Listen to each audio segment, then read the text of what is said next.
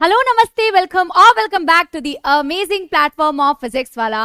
I am your very own Samapti ma'am and बच्चों आज होने वाला है नॉन कोऑर्डिनेट्स की समाप्ति। ठीक है, तो आज हम नॉन कोऑर्डिनेट्स खत्म करने वाले हैं और आज देखो दो फाइलम्स तो बहुत ही छोटू छोटू से, एक एकाइनोडर्मिटा एक हेमिकोर्टा, बहुत ही इजी होने वाला है क्योंकि उसको पढ़ाने के वक्त में मैं आपको बताऊंगी कि वो दोनों फाइलम्स ऑलमोस्ट ऐसे कैरेक्टर्स जो आपको डिफिकल्ट लगते हैं ना, फर्टिलाइजेशन, डेवलपमेंट और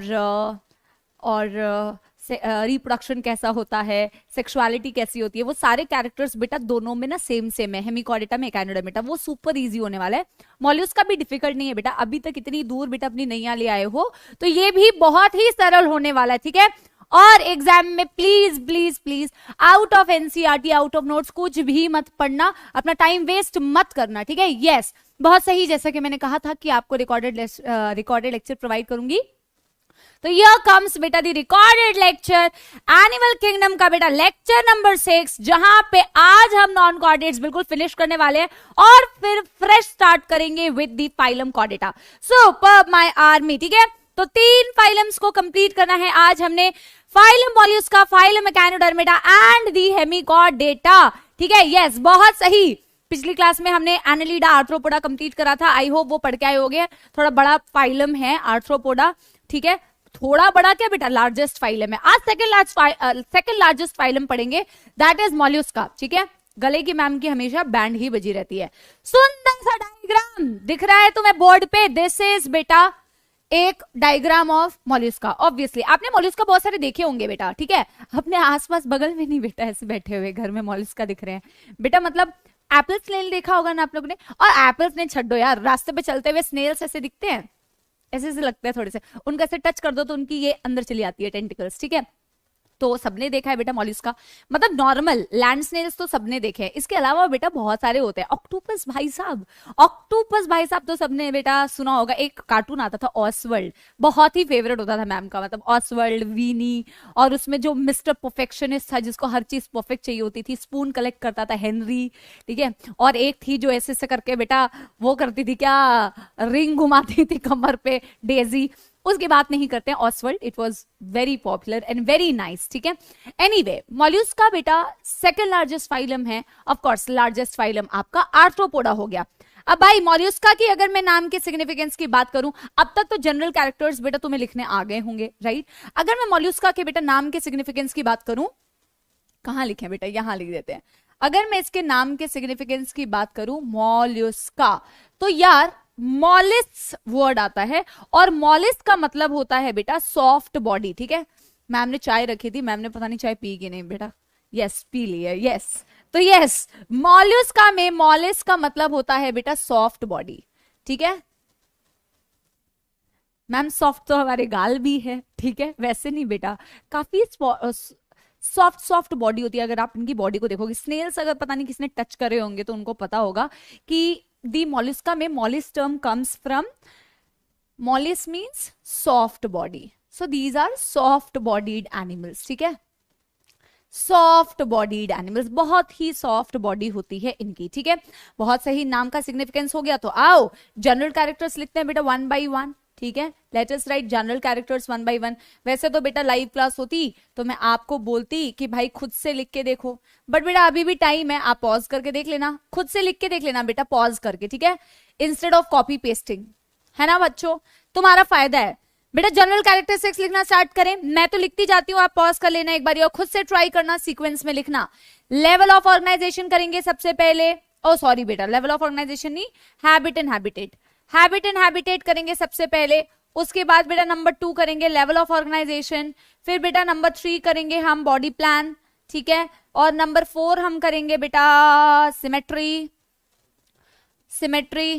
ठीक, नंबर 5 हम करेंगे जॉम लेयर। नंबर 6 हम करेंगे सीलोम। नंबर 7 हम करेंगे सेगमेंटेशन और नंबर 8 हम करेंगे बेटा नोटोकॉर्ड, राइट, नोटोकॉर्ड करेक्ट है यार। चलो 1 by 1 लिखते जाते हैं बेटा इनके कैरेक्टर्स। हैबिट एंड हैबिटेट की बात करूं बेटा, अभी अभी मैंने बता दिया लैंड स्नेल्स मिलते हैं ना तुमको, तो लैंड स्नेल्स मिलते हैं मतलब कि ये टेरेस्ट्रियल धरती पे रहने वाले भी हो सकते हैं, और बेटा ये पानी वाले भी हो सकते हैं, मतलब they can be aquatic as well as terrestrial, दोनों कैटेगरी के होते हैं. सो दीज आर बेटा terrestrial also and they are aquatic also, बेटा दोनों हो सकते हैं. राइट बच्चों, बहुत सही. आगे अगर मैं बेटा इसके लेवल ऑफ ऑर्गेनाइजेशन की बात करूं तो सबको पता है अब तो ऑर्गन सिस्टम ही चला आ रहा है बेटा, है ना. Organ system grade of organisation. अब तुम सोचो बेटा कितना मक्खन जैसा हो गया तुम्हारा ये जनरल कैरेक्टरिस्टिक्स, मतलब ऐसे बेटा वन स्मूथली तुम लिख सकते हो. राइट. बॉडी प्लान की बात करूं तो बॉडी प्लान कैसा होगा बेटा इनका, tube within tube body plan. Right, tube within tube. और बेटा ट्यूब विद इन ट्यूब में भी तुम्हें ये लिखना है हर बारी कि वेदर दे आर प्रोटोस्टोम्स और ड्यूटेरोस्टोम्स. बेटा ड्यूटेरोस्टोम्स एकाइनोडर्मिटा, हेमिकॉर्डेटा, कॉर्डेटा, याद करवाया था ना. एकाइनोडर्मिटा यूजुअली बेटा हमारे कॉर्डेटा के साथ साथ में आता है, वो ड्यूटेरोस्टोम है. यहां तक तो बेटा मॉलिस्का तक तो आपका प्रोटोस्टोम्स ही चलेगा. प्रोटोस्टोम्स का मतलब भी नहीं भूलना है, प्रोटोस्टोम्स.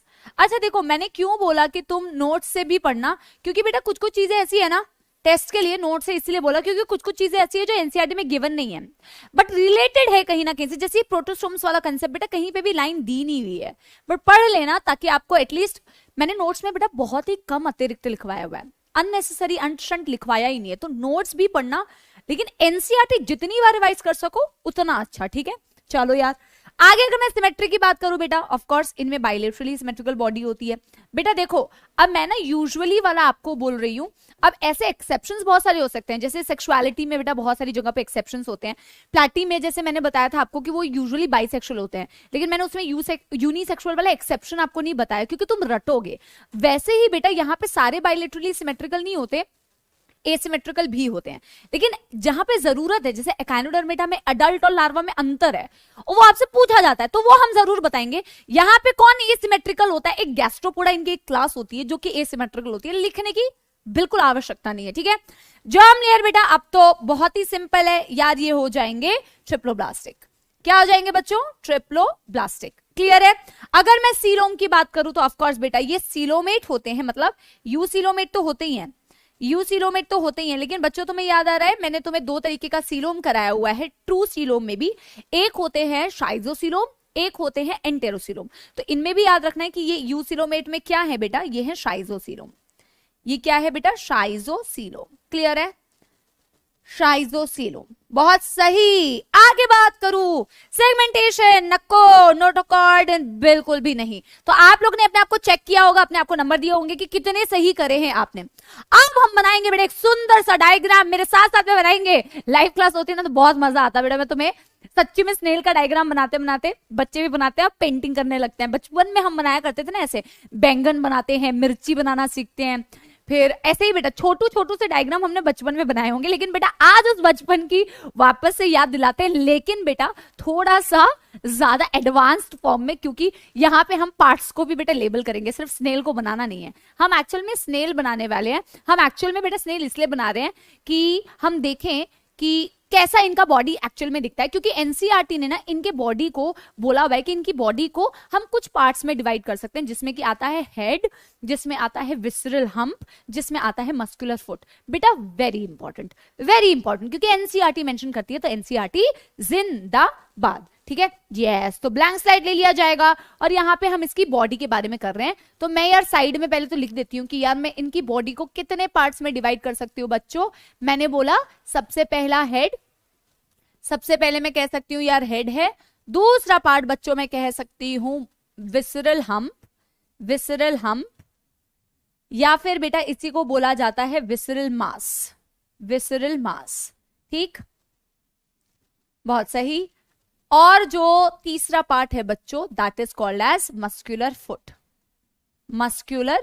ये बेटा इसके 3 पार्ट्स हैं. वैसे बेटा एक पार्ट इसमें मेंशन नहीं किया हुआ है, मतलब उसे एज अ पार्ट कंसीडर नहीं किया क्योंकि वो कवरिंग होती है, दैट इज कॉल्ड मैंटल. ये वाला मेंटल नहीं जो तुम लोग हो, मैंटल बोलते हैं. ठीक है, तो जो मैंटल होता है वो हम देखेंगे कि क्या होता है, वो भी एक बहुत जरूरी एक पार्ट है मॉलिस्का की बॉडी का. बट बेटा ये याद रखना है कि कितने पार्ट्स में, क्योंकि आपको कंफ्यूज करने के लिए मेंटल को भी एज अ पार्ट दे सकते हैं. एनसीईआरटी ने उसको एज अ पार्ट कंसीडर नहीं किया है. एनसीईआरटी ने कहा है कि यार हेड होगा, विसरल हम्प या विसरल मास होगा, इसके अलावा मस्कुलर फुट होगा। बात समझ में आती है सबको? बहुत सही। आगे अगर मैं इनकी बेटा, अब आप देखो मेरे साथ में स्नेल का डायग्राम बनाएंगे, ठीक है। हम बहुत ही छोटू सा प्यारा सा स्नेल बनाने वाले हैं। मैं कोशिश करूंगी कि अच्छा बनाऊं, ठीक है, मैं कोशिश करूंगी कि अच्छा बनाऊं। बहुत टाइम से बेटा मैंने बनाया नहीं है, ये टॉर्टोइज बनने लग रहा है बेटा, ये तो स्नेल की जगह। हाँ, बट हम कोशिश करेंगे कि हम सुंदर सा डायग्राम बनाए जो थोड़ा सा स्नेल जैसा दिखे भी, ठीक है। यस। अब बेटा प्लीज ये मत करना मैम इसकी पूंछ छोटी हो गई, मैम इसकी पूंछ क्यों बना रही हो, मैम इसमें इसका सर ऐसा दिख रहा है, ठीक है। यस, बहुत सही बना है बेटा। हाँ, अब इसकी बेटा शेल बनाई जाए। शेल इस कलर से बनाते हैं, सुंदर सा कलर। ज्यादा बड़ी शेल तो नहीं बन गई बेटा? नहीं, काफी सुंदर लग रही है। शेल को थोड़ा बेटा पेंट किया जाए। देखो यार, थोड़ा तो सुंदर बनाना पड़ेगा बेटा। सुंदर डायग्राम बनाओगे ना, बस पढ़ने में अच्छा लगता है ये, और क्या। नोट्स बेटा अब ऐसा थोड़ी है कि तुम कलर पेन से नहीं लिखोगे तो तुम्हारे नंबर कम आ जाएंगे। नहीं, नंबर कम नहीं आएंगे, पर पढ़ने में अच्छा लगता है, बस दैट्स इट, है ना। कोई भी काम अगर सुंदर तरीके से करो ना, बस पढ़ने में तुम्हें अच्छा लगेगा, दैट्स द पॉइंट। आपको पता है, मैं जब अपने नोट्स बनाती होती थी ना, जब नई नई नोटबुक आती थी, तो मैं सोचती थी कि अब मैं बहुत सुंदर लिखूंगी, बहुत सुंदर लिखूंगी। मतलब आई वॉज सो फॉन्ड। मैं अपने वो सारी चीजें स्टार्टिंग में ना इतने सुंदर जेल पेन से लिखूंगी, इंक पेन से लिखूंगी, पायलट पेन से लिखूंगी, और फिर बेटा टाइम आते आते मेरे इतने गंदे नोट्स बनते थे बाद में। तो आई वॉज दी वन जो स्टार्टिंग बहुत अच्छे से करता है, और बेटा अंत आते आते हमको इतनी मौत आती है कि मेरे नोट्स बहुत गंदे बनते थे। बट एनीवे बेटा, जो बीत गई सो बात गई, है कि नहीं। अब देखो हमने इसका शेल बना दिया बेटा, सुंदर सा। आपने देखा होगा ना इनकी बॉडी में शेल होता है, तो ये हमने बहुत ही प्यारा सा शेल बनाया है। अब बेटा इनके टेंटिकल्स बनाए जाएं, सुंदर से इनके टेंटिकल्स। बहुत सही, ठीक, यस, बन गया। अब बेटा इनका एलिमेंट्री कैनाल थोड़ा सा बनाया जाए। ये हमने माउथ से शुरू किया, 2 राउंड्स नहीं बनाने बेटा। हाँ, यस। ये मैं क्यों दिखा रही हूँ एलिमेंट्री कैनाल, ये मैं आपको बताऊंगी, ठीक है। बाकी तो बेटा ये क्या हो गया, ये इसके नीचे धरती बना देते हैं थोड़ी सी। ब्राउन कलर कहाँ है भाई, ब्राउन। यार बेटा ब्राउन कहाँ से मिलेगा, ये हो गई बात। ब्राउन ले लिया हमने, पेंट ले लेते हैं थोड़ा सा, ठीक है। हाँ, देखो धरती पे बैठा हुआ है बेटा, यस।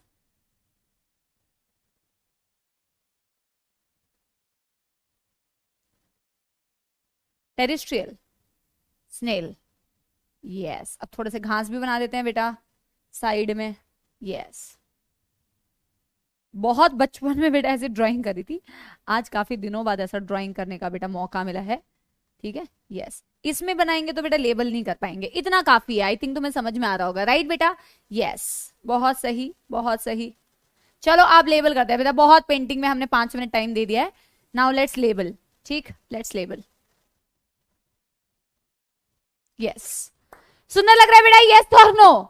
ये बहुत ही गंदा लग रहा है बेटा, इसको मैं रब कर रही हूँ, ज्यादा हो गया बेटा, ठीक है, बहुत ही बकवास लग रहा था। अब हम लेबल करते हैं बेटा एक एक पार्ट को, यस, एक एक पार्ट को लेट्स लेबल। आपको दिख रहा होगा बेटा this part we can call as the shell. अब बेटा सारे मॉल्यूस्का में शेल हो ऐसा जरूरी नहीं, तुमने ऑक्टोपस को भी देखा है, ऑक्टोपस की बॉडी में कहां होता है बेटा शेल, ठीक है। तो आपको दिख रहा है ये, इनकी बॉडी में शेल आपको मिल सकता है। सबसे पहले तो बेटा हम वो लेबल करते हैं जो आपको लिखा हुआ है कि हेड। सबसे पहले मैंने इसका हेड लेबल कर दिया, ठीक, हेड लेबल कर दिया। तीसरा बेटा जिसके हेल्प से ये मूव कर रहा है दिस पार्ट, इस पार्ट को मैंने बोला इसका फुट, जो कि बहुत ही ज्यादा मस्क्यूलर होता है, दिस इज मस्क्यूलर फुट, ठीक है बच्चों, बहुत सही। आगे अगर मैं बात करूं बेटा ये जो हम्प जैसा दिख रहा है, ये वाला पार्ट, ये वाला पार्ट जो इनका ऐसे उठा हुआ पार्ट है, कैमल में भी हम्प दिखता है ना, उठा हुआ पार्ट, तो दिस उठा हुआ part is called as visceral hump. This उठा हुआ part is called as visceral hump, या फिर इसी का दूसरा नाम बच्चों हमने लिखा हुआ है ना विसरल मास, बहुत सही, ठीक है। आगे अगर मैं बात करूं मैंटल क्या होता है, मैम मैंटल कहां है, तो यार मैं एक येलो कलर से आपको बना के समझा देती हूँ कि दिस पार्ट, पिंक कलर से बनाते हैं, थोड़ा सा अलग दिखेगा ना बेटा, हाँ ये पिंक कलर से जो मैं आपको ये कवरिंग दिखा रही हूँ, जो मेंटल जो विसरल मास के ऊपर हो रही है, आपको क्योंकि 2D डायग्राम में मैं उतना क्लियरली नहीं दिखा सकती, बट आपको दिख रहा है ना बेटा, ये कोशिश करो देखने की तो सब दिखेगा। Yes, this one is called as the mantle, जो विसरल मास के ऊपर एक कवरिंग फॉर्म करता है। इसको लेबल कर दूं, this is mental, MENTLE, MENTLE, this is mental. Clear है? अब बेटा ये जो आपको दिख रहे हैं, दिस इज दी टेंटिकल्स, ये इस एनिमल का टेंटिकल है।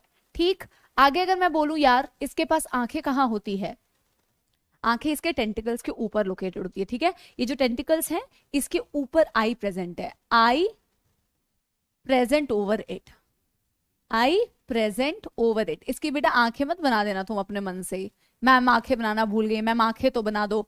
आंखें इसलिए नहीं बनाई क्योंकि बेटा टेंटिकल्स के ऊपर होती है। बात समझ में आ गई? बहुत सही। आगे अगर मैं बात करूं बेटा इस चीज की, तो ये क्या है बेटा, ये है इनका एलिमेंट्री कैनाल, ये है इनका एलिमेंट्री कैनाल। ठीक, ओके मैम, ये है इनका एलिमेंट्री कैनाल। और कुछ बचा है बेटा लेबल करने के लिए? यस, देखो यहाँ पे ना इनके रेस्पिरेशन के लिए एक बहुत सुंदर सा स्ट्रक्चर होता है जिसे टीनिडिया बोलते हैं। अब कहना कि मैम ये एनसीईआरटी में गिवन नहीं है, मैं तुम्हें बताऊंगी कि एनसीईआरटी में क्या गिवन है और मैंने इसे यहाँ पे क्यों बनाया। ठीक है, तो पहले तो बना लिया जाए बेटा डायग्राम। पहले डायग्राम किस कलर से बनाए? हम ग्रीन कलर से बनाते हैं, इसे यूज नहीं किया है हमने। तो फेदर लाइक गिल्स होते हैं इनके पास जिन्हें हम बोलते हैं टीनिडिया। पहले बना ले बेटा फिर लेबल करते हैं। ठीक, ऑल राइट। ये जो हरे कलर से हमने बनाया है ये क्या है बेटा? टीनिडिया, टीनिडिया, जिसे बोलते हैं फेदर लाइक गिल्स। ये इनके फेदर लाइक गिल्स होते हैं, फेदर लाइक गिल्स। बेटा डायग्राम समझ में आ रही है बात इनकी? इनके बॉडी पार्ट्स आपको समझ में आ रहे हैं? राइट बच्चों, बहुत सही। ठीक है, यस बहुत सही। थोड़ा और मिट्टी बेटा बना दिया जाए, बहुत ही अजीब सी लग रही है ये मिट्टी, यूनिफॉर्मिटी नहीं थी बेटा इस मिट्टी में। यस ठीक, यस। तो बेटा अगर मैं बात करूं, अगर मैं बात करूं इसके बॉडी पार्ट्स की, तो आपने देखा कि इनकी बॉडी को हमने 3 पार्ट्स में डिवाइड किया हुआ है, हेड, विसरल मास और visceral hump and muscular foot. ठीक है, ये तो आपको आइडेंटिफाई यहां से भी करना आ रहा है कि यार ये जो उठा हुआ पार्ट है this is the visceral hump, ये जो पार्ट है दिस इज दी हेड जिसपे टेंटिकल्स लोकेटेड है और टेंटिकल्स के ऊपर बेटा इनकी आंखें प्रेजेंट है। ये पार्ट जिसके हेल्प से बेटा खिसक खिसक के आगे जाएगा, that part is called as the muscular foot. और भाई इसके ऊपर एक बहुत सुंदर सी कैल्शियम कार्बोनेट का शेल है। ठीक है, ऑफ कोर्स। अब बेटा इसमें कुछ कुछ पार्ट जो मैंने कुछ कुछ पार्ट्स जो है मैंने जो मेंशन किए हैं, दैट इज मेंटल। मेंटल बेटा एक कवरिंग होती है, एक लेयर होती है जो हेड के ऊपर भी कवर करता है। एक्चुअल में हेड के ऊपर उसकी कवरिंग को हुड बोला जाता है। हम ये पहनते हैं ना हुड, हुड वाले, ये क्या बोलते हैं उनको यार, नाम भी याद नहीं आ रहा, जो ठंड में पहनते हैं। ठीक है, उसके ऊपर हुड नहीं होती अपन की, यस स्वेटशर्ट बोलते हैं शायद। ठीक है, तो वो हुड होती है अपनी। इनके पास भी बेटा मेंटल की जो कवरिंग होती है हेड के ऊपर, उसे ये लोग बोलते हैं, ये लोग नहीं बोलते, उसे बोलते हैं बेटा हुड। इसी तरीके से मेंटल की कवरिंग आपको प्रोटेक्टिव कवरिंग हम्प के ऊपर भी दिखती है। ठीक है, एनसीईआरटी एक लाइन कहती है जो कि मैं इस डायग्राम में दिखा नहीं पा रही हूं, बट वो लाइन बहुत इंपॉर्टेंट है बेटा। दैट लाइन इज कि there is a space between the visceral mass, उस मास और उस मेंटल के बीच में स्पेस होता है, जिस स्पेस को बोला जाता है बेटा मेंटल कैविटी। मैं लिखवा दूंगी इसे, उस स्पेस को बोला जाता है मेंटल कैविटी। मेंटल कैविटी का क्या फंक्शन है? एक्चुअल में मैंने ये टीनिडिया जो बनाया हुआ है ना, मैं इस डायग्राम में दिखा नहीं पाई कि वो उसी स्पेस में होता है। तो एक्चुअल में ये टीनिडिया जो इनका मैंने एक फेदर जैसा स्ट्रक्चर बनाया हुआ है एक जगह पे, दिस टीनिडिया इज बेटा फेदर लाइक गिल्स जो कि इनके रेस्पिरेशन में हेल्प करते हैं।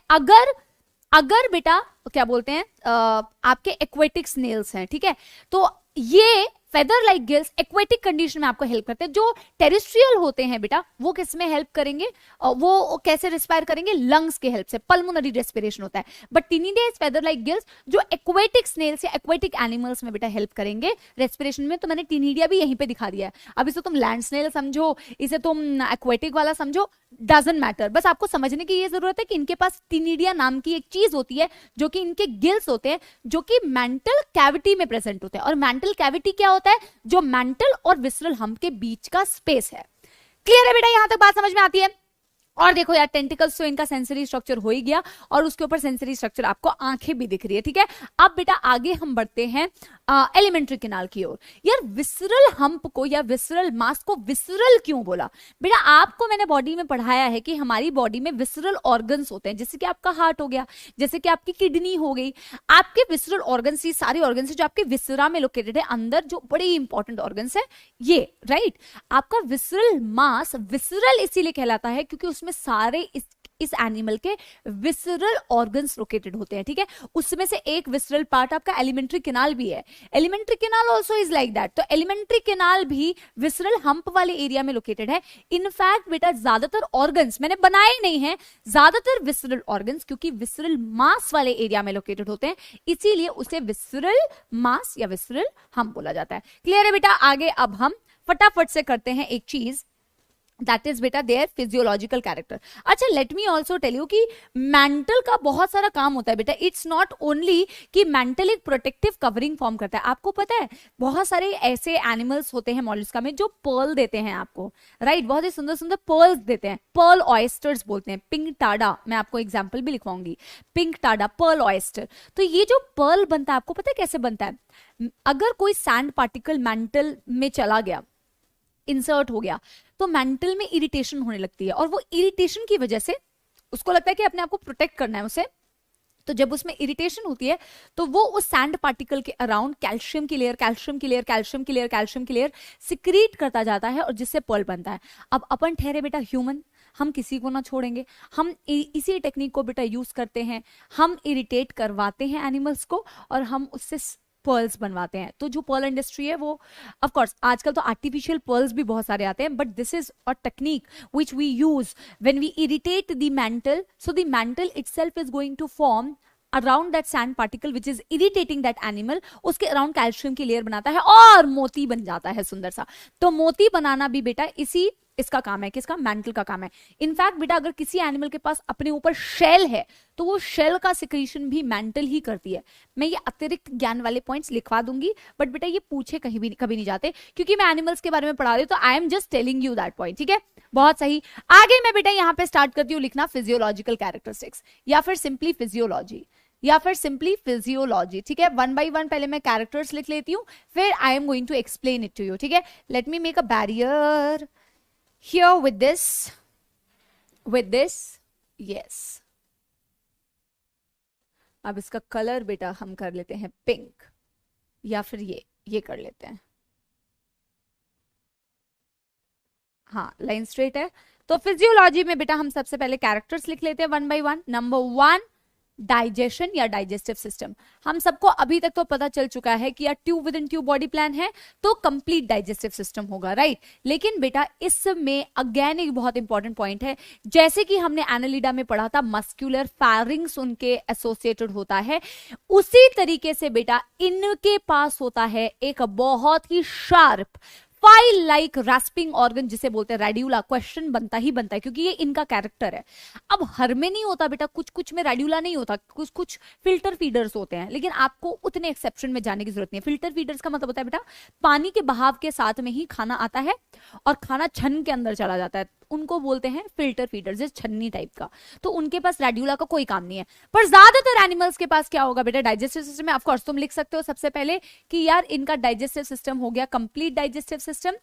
कंप्लीट डाइजेस्टिव सिस्टम तो बोल ही सकते हो। इसके अलावा बेटा स्टार मार्क कर लो फाइल लाइक रैस्पिंग ऑर्गन। बहुत फाइल लाइक मतलब बेटा बहुत ही sharp, file like rasping organ, rasping organ. और उस रैस्पिंग ऑर्गन का नाम क्या है बेटा? Radula. File like rasping organ, radula is present, radula is present, ठीक। ये इनके डाइजेस्टिव सिस्टम की बहुत ही खास बात। इन माउथ, इन माउथ, ठीक। आगे बेटा रेस्पिरेशन की बात करें, हम रेस्पिरेशन की बात करें, यस। तो रेस्पिरेशन अगर एक्वेटिक होगा तो क्या, और टेरिस्ट्रियल होगा तो क्या, ठीक है।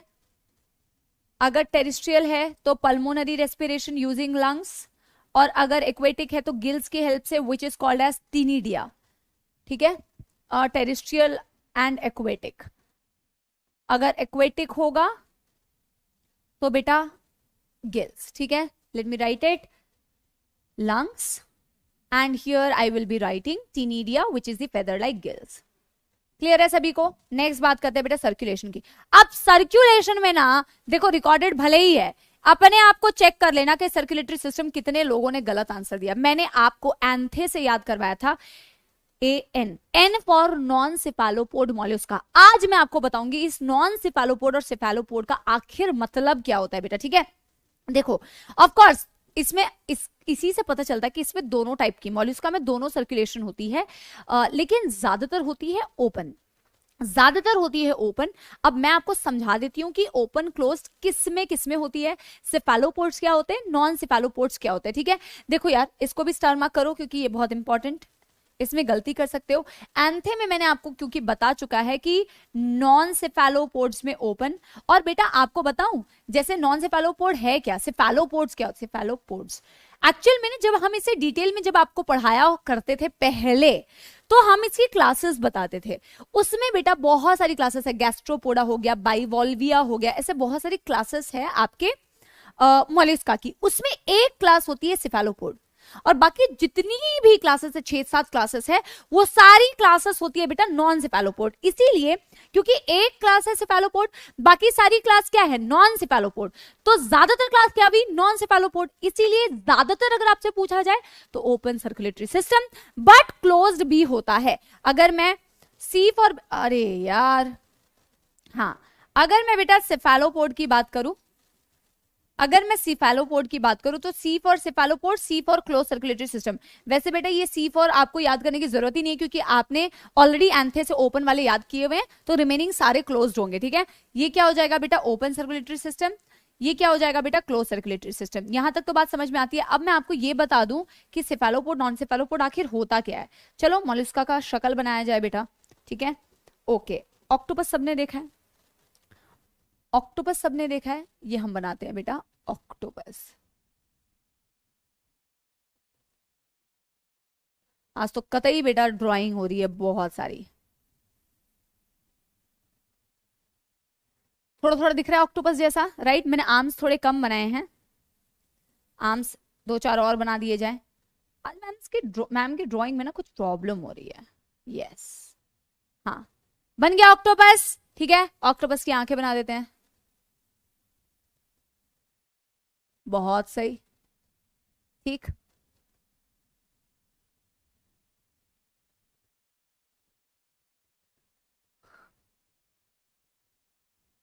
ऑक्टोपस ने बेटा जैसे अर्जुना को देखा, इसकी आंखें देखो बेटा टेढ़ी हो गई. ठीक है, यस. और ऑक्टोपस को थोड़ा सा स्माइलिंग भी बना देते हैं, है ना. हंसने में बेटा कुछ नहीं जाता है ना. आगे अगर मैं बात करूं, देखो अभी इस ऑक्टोपस को देखो जरा ध्यान से. ठीक है, क्यों मैम इसे ध्यान से देखिए, क्योंकि this is a good example of cephalopod. अब सिफालोपोड को तोड़ो बेटा, वर्ड को, सिफालोपोड को तोड़ो, ऐसे मत तोड़ो, वर्ड को बेटा ब्रेक करोगे. सिफालो का मतलब होता है हेड, पोड मींस पोडा, आर्थ्रोपोडा बताया था ना, पोडा मतलब अपेंडेजेस, लेग्स, तो पोड मींस लेग बोल सकते हो. एक्चुअल में लेग की जगह अपेंडेज लिख दो, ज्यादा सही है, अपेंडेजेस. ऐसा नहीं लगता कि इसके सर पर पैर है, अपेंडेजेस ऐसा नहीं लग रहा. इसके जो टेंटिकल्स हैं वो सारे इसके सर के ऊपर है, सर के ऊपर मतलब सर के नीचे, सर के ऊपर ही सारे टेंटिकल्स है, सारे अपेंडेजेस ऐसा लगे सर के साथ अटैच्ड हैं, इसीलिए इसे बोलते हैं सिफालोपोड. ऐसा प्रतीत होता है कि हेड के साथ में सारे अपेंडेजेस लगे हुए हैं. दैट्स वाई एनी एनिमल जिसका इस तरीके का बॉडी अपीयरेंस होता है वो सिफालोपोड्स की कैटेगरी में आता है. सिफालो मींस हेड, हेड के साथ में सारे अपेंडेजेस जुड़े हुए हैं, जैसे कि हमारे ऑसवर्ल्ड भाई साहब. ठीक है, जैसे कि हमारे ऑसवर्ल्ड भाई साहब. ऑसवर्ल्ड तो नीले रंग के थे बेटा, है ना. यस, समझ में आ गया बेटा, यस तो और नो, समझ में आ गया. तो ऐसे सिफालोपोड्स बेटा होते हैं जिनके पास क्लोज सर्कुलेटरी सिस्टम होता है, बाकी सारे नॉन सेफालोपोड्स हैं उनमें ओपन सर्कुलेटरी सिस्टम. बेटा इससे क्वेश्चन भी आता है. यूजुअली इनका जो ब्लड होता है ना बेटा ब्लू रंग का होता है, इनका जो नीला खून होता है, नीला मींस क्योंकि इनके पास ब्लूइश पिगमेंट होता है, कॉपर कंटेनिंग पिगमेंट होता है, जिसकी वजह से इनका ब्लड ब्लू कलर का होता है. But this is also not given in NCERT, so not needed. ठीक है, ठीक है मैम, बहुत सही. आगे हम बात करें बेटा एक्सक्रीटरी सिस्टम की, आगे हम लिखें एक्सक्रीटरी सिस्टम की. तो एक्सक्रीशन बेटा इनके किन के हेल्प से होता है. एक्सक्रीशन के लिए एनसीईआरटी में मुझे याद नहीं है वैसे एनसीईआरटी में एग्जैक्टली क्या दिया हुआ है, बट एक्सक्रीशन के लिए इनके पास बेटा बहुत सारे ऑर्गन्स होते हैं। मैं कुछ अतिरिक्त आपको लिखवा रही हूँ डेफिनेटली, क्योंकि वो दिए नहीं हुए हैं, बट आप नोट डाउन कर सकते हैं। एनसीईआरटी में शायद सिर्फ ये दिया हुआ है कि गिल्स के हेल्प से वो रेस्पायर भी कर सकता है, गिल्स के हेल्प से वो एक्सक्रीशन भी कर सकता है, एक्सक्रीटरी भी होते हैं। तो एक्चुअल में बेटा टीनिडिया भी एक्सक्रीटरी होते हैं, टीनिडिया भी एक्सक्रीटरी होते हैं। इसके अलावा बेटा मैं एक्स्ट्रा लिखवा देती हूँ थोड़ा सा जो एनसीईआरटी में गिवन नहीं है। ऑर्गन ऑफ बोजानस नाम की एक चीज होती है, ऑर्गन ऑफ बोजानस नाम की एक चीज होती है, और किसी किसी एनिमल में बेटा कैबर्स ऑर्गन भी होता है। ठीक है, एक बार आप एनसीईआरटी से देख लेना कि एनसीईआरटी में और कुछ तो नहीं दिया हुआ, अगर दिया हुआ तो आप ऐड कर सकते हैं नोट्स में। ठीक है, कैबर्स ऑर्गन, वैसे तो बेटा और कुछ क्या दिया हुआ है, मैं तो एनसीईआरटी लेके आई हूँ, साथ में हम डिस्कस कर लेंगे। ठीक है, ऑर्गन ऑफ बोजानस और कैबर्स ऑर्गन बेटा ये अतिरिक्त में मैंने लिख दिया है extra, this is completely extra, not given in NCERT. ठीक है, टीनिडिया जो कि रेस्पिरेशन में हेल्प करता है, ब्रीदिंग के में हेल्प करता है, वो आपके एक्सक्रीशन में भी हेल्प करेगा। आगे बात करते हैं बेटा नंबर 5 नर्वस सिस्टम की। इनका नर्वस सिस्टम बहुत ज्यादा डेवलप्ड नहीं होता बेटा। ठीक है, नर्वस सिस्टम बहुत ही ज्यादा पुअरली डेवलप्ड होता है, बहुत वेल डेवलप्ड नर्वस सिस्टम आपको नहीं दिखता। ठीक है, तो सिर्फ आपको कुछ गैंग्लियंस दिखते हैं, फ्यूज्ड गैंग्लियंस दिखते हैं, उसके अलावा आपको ज्यादा कुछ नहीं दिखता मॉल्यूस्का में। ठीक है, बहुत सही। आगे अगर मैं बात करूं बेटा सेंसरी स्ट्रक्चर्स, अगर मैं 6 नंबर पे बात करूं, सेंसरी स्ट्रक्चर्स इनके पास क्या होते हैं, बहुत सारे होते हैं, कुछ तो एनसीईआरटी में गिवन भी नहीं है, कुछ मैं आपको बता देती हूं बेटा। स्टैटोसिस जो कि हम अब तक पढ़ते आ रहे हैं, बैलेंसिंग स्ट्रक्चर्स ये तो इनके पास होगा, इसके अलावा बेटा इनके पास टेंटिकल्स होंगी, इसके अलावा बेटा इनके पास आई होगा, इसके अलावा बेटा एक अतिरिक्त लिखवाऊं क्या या रहने दो, हाँ एक अतिरिक्त बेटा इनके पास पानी में जो रहते हैं ना, पानी का केमिकल नेचर क्या है उसको डिटेक्ट करने के लिए, कि पानी का क्या केमिकल नेचर है उसको डिटेक्ट करने के लिए बेटा इनके पास एक स्ट्रक्चर होता है जिसे ऑस्फ्रैडियम बोलते हैं। ठीक है, अतिरिक्त है बेटा ऑस्फ्रैडियम। ऑस्फ्रैडियम ये एक सेंसरी स्ट्रक्चर है जो वाटर का केमिकल नेचर डिटेक्ट करने के काम में आता है। Used to detect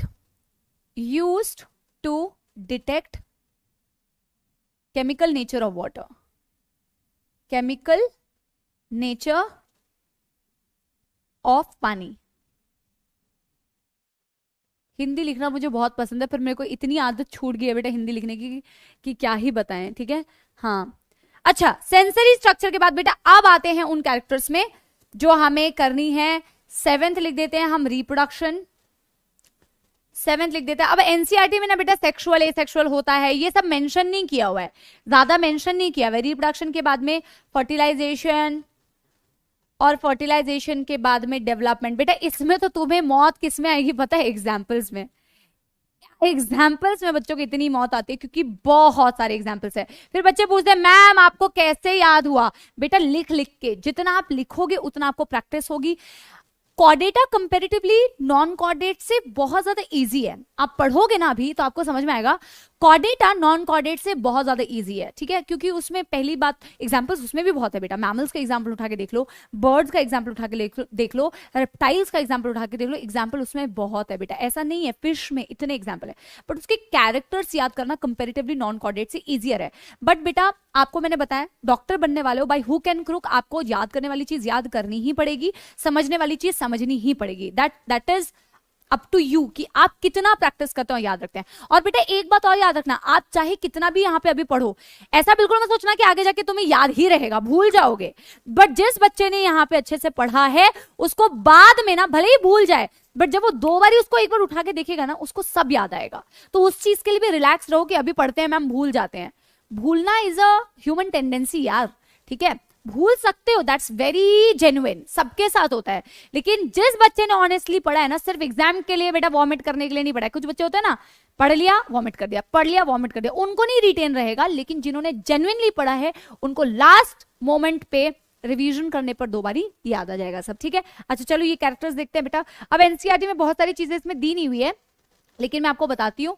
sexual asexual दोनों आपको दिख सकता है, सेक्सुअल एसेक्सुअल दोनों दिख सकता है। अब एनसीईआरटी कहती है कि ज्यादातर होते हैं यूनिसेक्सुअल, डायोशियस दिया हुआ है, ज्यादातर यूजुअली डायोशियस होते हैं, बट बेटा मोनोइशियस भी होते हैं, ये याद रखना। यूजुअली डायोशियस होते हैं, मतलब यूनिसेक्सुअल होते हैं, बट बेटा बाइसेक्सुअल भी हो सकते हैं, बाइसेक्सुअल ऑल्सो, ठीक है, बाइसेक्सुअल ऑल्सो, तो एनसीईआरटी मेंशन नहीं करते पर मैंने आपको बता दिया। अब फर्टिलाइजेशन में भी बेटा आप चेक कर लेना क्या दिया हुआ है, लेकिन एक्सटर्नल इंटरनल इनमें दोनों दिखता है। यूजुअली क्या दिया है आप देख लेना, बट बेटा इनमें एक्सटर्नल इंटरनल दोनों दिखता है। अब दिया है कि नहीं ये भी नहीं पता, एक्सटर्नल इंटरनल दोनों दिखता है, ठीक है, बहुत सही बेटा। लेकिन एक चीज इसमें डेफिनेटली मेंशन की हुई है कि ये यूजुअली होते हैं एग लेइंग यानी कि ओवी पैरस, ये एनसीईआरटी देती है। ओवी पैरस और वीवी पैरस में क्या अंतर होता है? जैसे बेटा आप चिड़िया देख लो, चिड़िया क्या करती है? अंडे देती है। मुर्गी का अंडा देखा है बेटा तुमने? मुर्गी अंडे देती है। जो भी एग लेइंग एनिमल्स होते हैं उनको हम बोलते हैं ओवी पैरस। जो बेटा डायरेक्टली बर्थ देते हैं यंग वन को, जैसे कि ह्यूमंस में दिखता है, उसको हम बोलते हैं वीवी पैरस। क्योंकि एनसीईआरटी इसके लिए मेंशन करती है बच्चों, तो प्लीज इसको याद रख लेना कि यार इसकी डेवलपमेंट ना, इसमें जो एनिमल की प्रॉपर्टी है that is usually egg laying property which is बेटा ओवी पैरिटी। ओवी मींस एग लेइंग, ठीक है। डेवलपमेंट में एनसीईआरटी इसमें कहती है यूजुअली इनडायरेक्ट, यूजुअली इनडायरेक्ट। बेटा यहां पे सब में ना यूजुअली दिया हुआ है, जिसका मतलब है कि एक्चुअल में इसमें दोनों दिखते हैं, ठीक है। इसीलिए कभी एनसीईआरटी ना नहीं, कभी भी नीट में जो क्वेश्चंस आते हैं ना वो मतलब इन कैरेक्टर्स में से थोड़े कम ही आते हैं। जहां आपको एक्सक्लूसिव कैरेक्टर दिखता है ना, वहां से ये लोग सवाल जरूर उठा के देते हैं। जहां पे मैंने एक्सक्लूसिव कैरेक्टर्स, जैसे रेड्यूला देख लो, जैसे मस्कुलर फायरिंग्स देख लो, जैसे हैबिट एंड हैबिटेट में एक्सक्लूसिवली मरीन देख लो, यहां से क्वेश्चंस बन जाते हैं। फर्स्ट टाइम ट्रिप्लोब्लास्टिक देख लो, स्यूडोसीलोम देख लो। बात समझ में आ गई? ठीक है यार। डेवलपमेंट में यूजुअली इनडायरेक्ट हो गया, मतलब लार्वा स्टेज के थ्रू, लेकिन डायरेक्ट डेवलपमेंट भी होता है। यहां तक क्लियर है बेटा? ऑलमोस्ट हम डन है। लेकिन मैं आपको मेंटल के थोड़े फंक्शंस लिखवा देती हूँ, मैं यहीं पे लिखवा देती हूँ जो मैंने आपको बोला था, और मैं एक नोट डाल के जो एनसीईआरटी में एक इंपॉर्टेंट पॉइंट है पहले मैं वो यहां पे लिखवा देती हूँ, जो मैंने आपको अभी बताया बेटा। Space between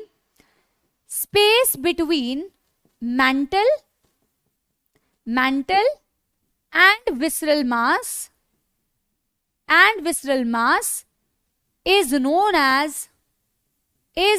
as mental cavity। उसे हम क्या बोलते हैं बेटा? उसे हम बोलते हैं mental cavity। ये बात प्लीज याद रख लेना, ठीक है, ये बात प्लीज याद रख लेना। और मेंटल के बेटा मैं कुछ फंक्शंस यहां पे लिखवा देती हूँ जो अतिरिक्त हैं, आपको मन करे तो आप पढ़ सकते हो। Secrete shell. दूसरा फंक्शन बेटा फॉर्म्स पर्ल, ठीक।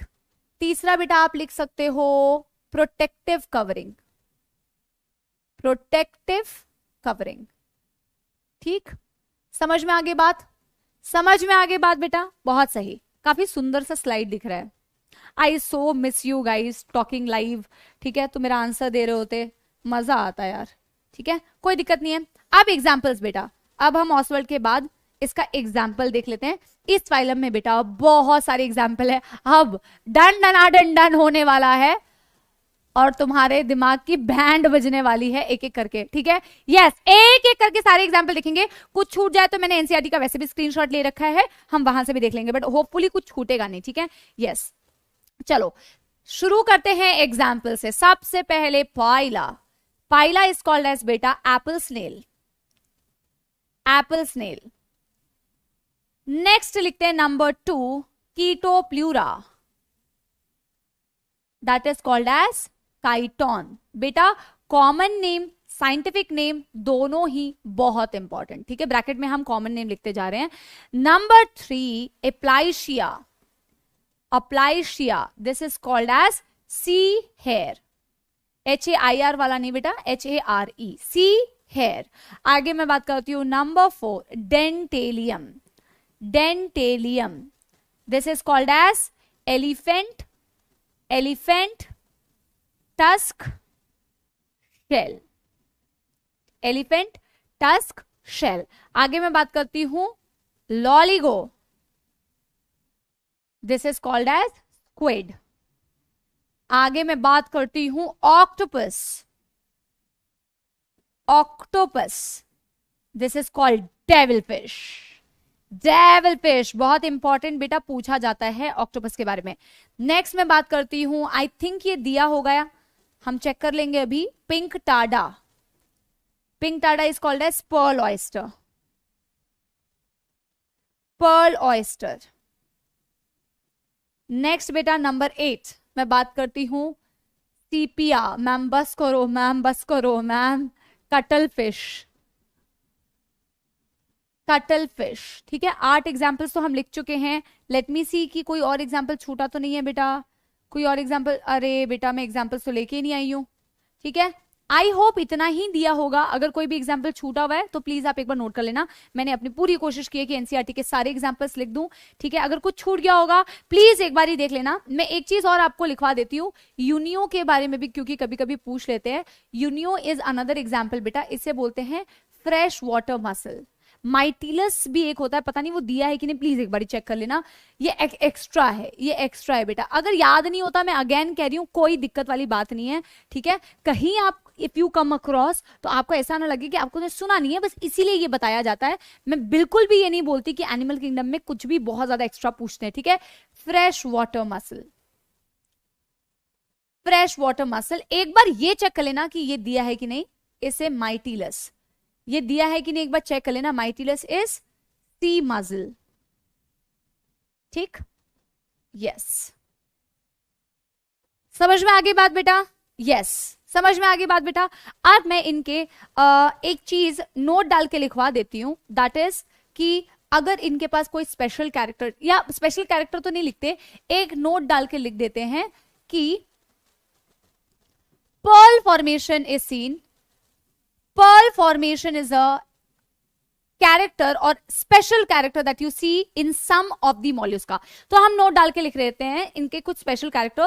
Pearl formation is seen in few mollusca, in few mollusca।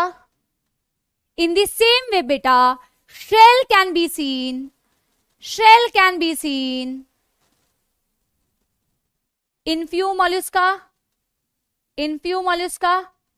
आपको पता है कुछ बेटा इनके एनिमल्स होते हैं, जैसे कि ऑक्टोपस ही हो गया, जैसे कि लॉलीगो हो गया। पता है ये ऑफेंस और डिफेंस के लिए इंक ग्लैंड्स होते हैं।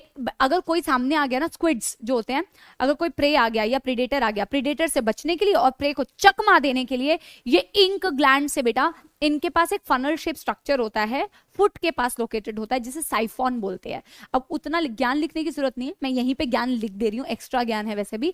तो वो साइफोन से ना बेटा ब्लू कलर की इंक पानी में से छोड़ते हैं, ताकि बेटा सब धुंधला धुंधला हो जाए और किसी को कुछ दिखे ना। ठीक है, और इस तरीके से वो प्रीडेशन भी कर सकते हैं और प्रे से बच भी सकते हैं। तो ऐसी ग्लैंड्स को बोला जाता है इंक ग्लैंड्स। ठीक है, तो ink glands may be present in some, ink glands may be present in some, may be present in some for offense and defense, for offense and defense। ठीक है बेटा, बहुत अतिरिक्त हो गया है। अब हम आगे बढ़ते हुए चलते हैं, एनसीईआरटी की रीडिंग करते हैं। मुझे एनसीईआरटी के ना बेटा एग्जांपल्स भी रख लेने चाहिए थे, ताकि आप, क्योंकि मुझे नहीं भरोसा है आप लोगों के ऊपर कि आप लोग घर जाके कितना एनसीईआरटी से चेक करते हो। जेन्युइन हो तो चेक करोगे ही करोगे, क्योंकि बेटा अपना नुकसान कौन कराना चाहता है। ठीक है, अच्छा एक पॉइंट तो हमने सबसे पहले लिखा ही नहीं था कि यार this is the second largest phylum. First सबसे largest phylum Arthropoda, second largest phylum mollusca. Mollusca terrestrial और एक्वेटिक, मरीन और फ्रेश वाटर। यस, मरीन भी हो सकती है, फ्रेश वाटर भी हो सकती है, ये भी हमने छोड़ दिया था। Having an organ system, grade of organisation, they are bilaterally symmetrical, triploblastic, coelomate, body is covered by a calcareous shell and unsegmented with a distinct head, muscular foot and visceral hump। ये 3 parts हम लिख चुके हैं। A soft and spongy layer of skin forms a mantle over visceral hump। एक soft skin की layer बेटा mental बनाती है visceral hump के ऊपर, उसकी कवरिंग। ठीक है, the space between hump and mantle is called as mantle cavity, in which feather-like gills are present। They have respiratory and excretory function. NCERT जिंदाबाद। मैंने कहा था ना टिनिडिया के लिए या फेदर लाइक गिल्स के लिए दिया हुआ है कि वो रेस्पिरेशन भी कर सकती है, एक्सक्रीशन भी कर सकती है। ठीक है, okay. The anterior head region has sensory tentacles, ये भी दिया हुआ है। The mouth contains file like rasping organ for feeding, that is called as radula. बहुत सही। ठीक है, ओके। बेटा आगे के पेज में लगाना भूल गई, ओहो बेटा एक और पेज दिया हुआ था ना जहां इनके रिप्रोडक्शन के बारे में दिया हुआ था कि ये यूजुअली डायोशियस होते हैं, इनमें यूजुअली इनडायरेक्ट डेवलपमेंट दिखता है, ये यूजुअली ओवी पैरस होते हैं। वो वाला पेज मेरे से छूट गया, I am very very sorry. एक बार वो वाला पेज भी देख लेना अलॉन्ग विद एग्जांपल्स, ठीक है। चलो let's move to the next slide. I hope कि मैंने यहाँ पे लगाया हो बेटा, बाकी सब में तो मैंने लगाया है बेटा, बाकी सब में मैंने लगाया। मॉल्यूस्का के लिए बेटा मैंने ना इंसाफी कर दी। एकाइनोडर्मेटा बेटा बहुत ही खूबसूरत एनिमल्स होते हैं, जैसा कि आपको स्क्रीन में दिख रहा है। ये आपको बेटा आपके घरों के पास में जो पूल्स होते हैं, मतलब कि पॉन्ड्स होते हैं, वहां पे तो मिलेगा नहीं बेटा। ये आपको मिलते हैं समुद्र में जब आप जाते हैं बीच पे, ठीक है। तो आपको बहुत सारे लोगों को तो बीच पे बेटा स्टारफिश भी छोटी छोटी सी होती थी, सुंदर, उनकी ट्यूब फिट ऐसे से मूव कर रही होती है, वो भी देखने को मिलती है। तो बहुत ही अच्छे प्यारे प्यारे सुंदर सुंदर एनिमल्स होते हैं एकाइनोडर्मेटा में। पहले हम नाम का सिग्निफिकेंस देखेंगे, जनरल कैरेक्टर पॉज करके खुद लिखोगे, फिर मैम ने जो लिखे हैं उसे चेक करोगे, फिर हम आएंगे इनके बेटा फिजियोलॉजिकल कैरेक्टर्स में। और ये और हेमिकॉर्डेटा बहुत छोटे छोटे फाइलम्स हैं और बहुत बहुत ईजी हैं, एग्जाम्पल्स भी बहुत कम है। इसमें शायद 5 होंगे और हेमिकॉर्डेटा में शायद 2 एग्जाम्पल्स दिए हुए, ठीक है। बहुत सही। सबसे पहले बेटा एकाइनोडर्मेटा का नाम का सिग्निफिकेंस क्या है? एकाइनोडर्मेटा का नाम का क्या सिग्निफिकेंस है? What do you mean by echinodermata? Echino का मतलब होता है स्पाइन, एकाइनो का मतलब होता है स्पाइन। ये स्पाइनी स्किन्ड होते हैं, कांटे लगे होते हैं बेटा, ठीक है, कांटे होते हैं बॉडी के ऊपर, वैसे वाले कांटे नहीं बेटा, स्पाइनी स्किन्ड। यार इनको इनके बॉडी में कांटे लगे हैं, इसका मतलब क्या है? कांटे लगे से मेरे को एक गाना याद आ रहा है, बट कोई बात नहीं बेटा, ठीक है। हाँ तो यार स्पाइनी स्किन इसलिए होता है क्योंकि इनकी स्किन के नीचे, बिलो देयर स्किन, स्किन के नीचे में कैल्केरियस ऑसिकल्स होते हैं जो इनका एंडोस्केलेटन है।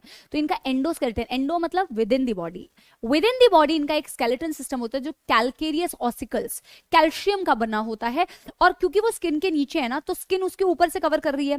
इमेजिन करो ना बेटा, अगर तुमने पत्थर रख दिए, पत्थर के ऊपर तुमने कोई भी एक कपड़ा रख दिया, तो कपड़ा कैसा लगेगा? बहुत पतला सा कपड़ा अगर रखो, मलमल का कपड़ा अगर रखो, सॉफ्ट सिल्क का कपड़ा, कुछ भी कपड़ा रखो यार, ठीक है, पत्थर अगर रखे हुए बेटा, तो ऊपर से वो कपड़ा कैसा लगेगा? उभरा हुआ सा लगेगा ना, ऐसे ऐसे ऐसे लगेगा। तो इनकी स्किन भी वैसे वैसे दिखती है। क्यों? क्योंकि बेटा इनके स्किन के नीचे वो कैल्शियम के ऑसिकल्स होते हैं जो इनका एंडोस्केलेटन बनाते हैं, जिसकी वजह से इन एनिमल्स को स्पाइनी स्किन्ड एनिमल्स बोला जाता है, ठीक है।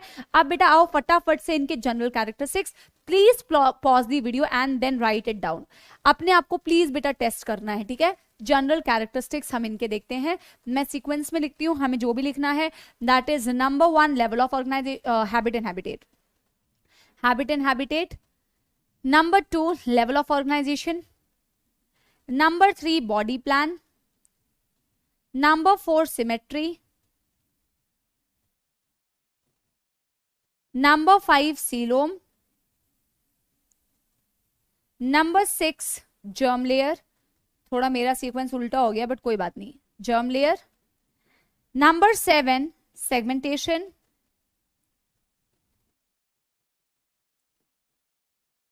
Number 8 notochord, number 8 notochord. चलो देखा जाए, ठीक है। हैबिट एंड हैबिटेट मैंने बताया था एक्सक्लूसिवली मरीन, एक्सक्लूसिवली मरीन। तो ये बहुत इंपॉर्टेंट पॉइंट है याद करने के लिए, वेरी वेरी इंपॉर्टेंट। बाकी तो बहुत इजी है बेटा। Organ system, organ system, right बच्चों। Body plan, tube within tube. अब बेटा पहली बार आपको दिखता है deuterostomes, tube within tube में आपको पहली बारी दिखता है deuterostomes, that means the blastopore. यार एक सुंदर सा कलर हमने पहले जो लिया था ना वो चला जा चुका है।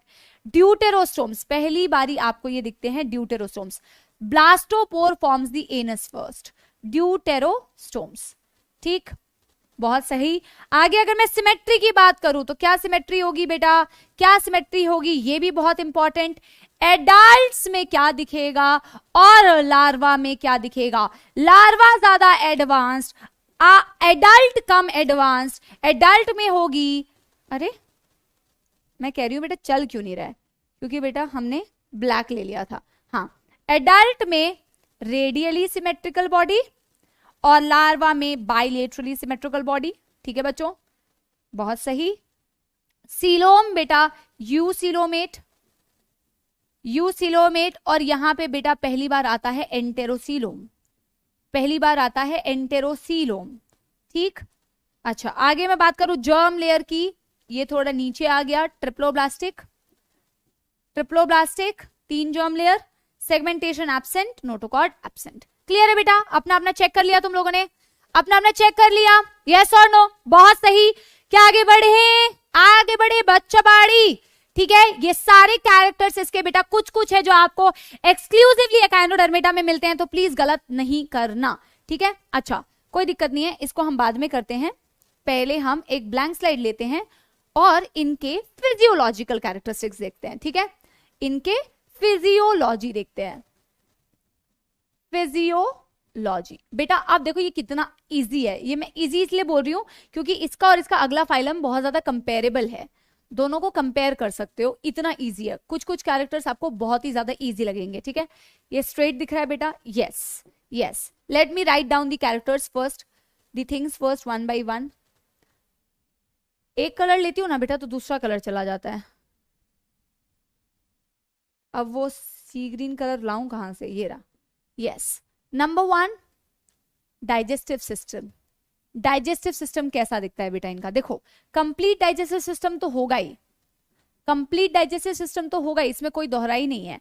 लेकिन बेटा एक इसमें बहुत इंपॉर्टेंट पॉइंट दिया हुआ एनसीईआरटी में, जो मैं एनसीईआरटी रीड करते वक्त बताऊंगी कि माउथ और एनस की लोकेशन कहां होती है। माउथ और एनस की लोकेशन कहां होती है? अब बेटा देखो इनकी बॉडी कैसी दिखती है। इनकी बॉडी वेरियसली शेप्ड होती है, कुछ कुकुम्बर शेप होती है, कुछ स्टार शेप होती है, कुछ स्फेरिकल होती है, तो इनकी बॉडी का शेप अलग अलग होता है, ठीक है। तो इनकी बॉडी में 2 एंड्स को मेंशन किया जाता है। हमारी मतलब एक जैसी बॉडी नहीं है ना बेटा, वेरियसली शेप्ड है। तो हम क्या करते हैं, इनकी बॉडी में ओरल और एबोरल सरफेस मेंशन करते हैं। ओरल मतलब जिस साइड पे माउथ प्रेजेंट है, एबोरल यानी कि अपोजिट साइड जहां पे एनस प्रेजेंट है, ठीक है। तो एनसीईआरटी बहुत क्लियरली कहती है कि इनका माउथ ओरल एंड पे है, जो कि इनके वेंट्रल साइड पे लोकेटेड होता है, ठीक है। इनका डाइजेस्टिव सिस्टम में mouth is always located on the ventral side, anus is located on the dorsal side. ये क्वेश्चन बनता ही बनता है, इसको बहुत ध्यान से करना बेटा, ठीक है। Mouth is located on the ventral side, जो कि ऑब्वियसली ओरल मतलब क्या होता है बेटा? माउथ, तो ओरल एंड पे होता है। और anus is located on the dorsal side, जो कि ऑफ कोर्स बेटा कौन से साइड पे होगा? एबोरल, एबओरल साइड पे होगा। क्लियर है? तो complete digestive system, extra cellular digestion, उससे मतलब नहीं है। क्वेश्चन यहां से बनता है जो एनसीईआरटी कहती है कि माउथ की पोजीशन क्या, एनस की पोजीशन क्या, ठीक है। बहुत सही। आगे रेस्पिरेटरी सिस्टम की बात करें या रेस्पिरेशन की बात करें?